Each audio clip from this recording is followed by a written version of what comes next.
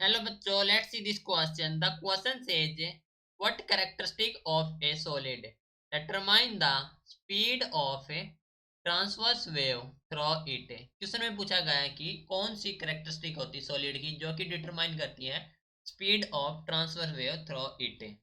तो इस क्वेश्चन के लिए हमारा की कॉन्सेप्ट यूज हो रहा है, that is the speed of transverse wave,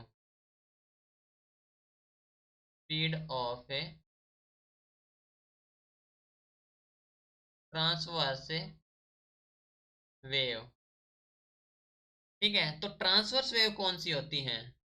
basically बात कर लेते हैं ट्रांसवर्स वेव की। सो ऐसी वेव जिनमें इन विच जो वाइब्रेशन मूव है, इन विच द वाइब्रेशन से move in A direction,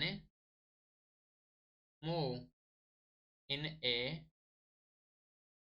direction perpendicular to that of the perpendicular to that of the, इसके परपेंडिकुलर होगा direction of propagation of wave के, direction of a propagation of wave के। ठीक है, तो ये थी हमारे पास है ट्रांसवर्स वेव। और जो हम जानते हैं जो ट्रांसवर्स वेव होती हैं only pass through solid and can not pass through liquid and gas,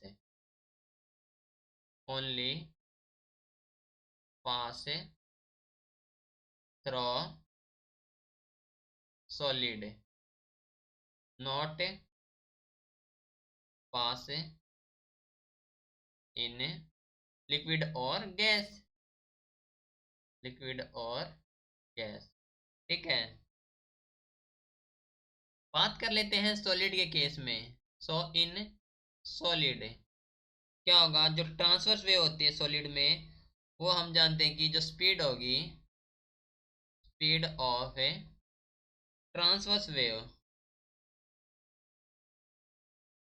transverse wave which is given as v which is equal to the root of a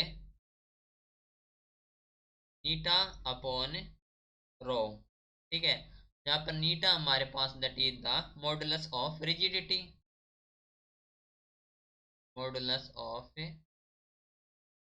rigidity and rho is the density of material of solid, density of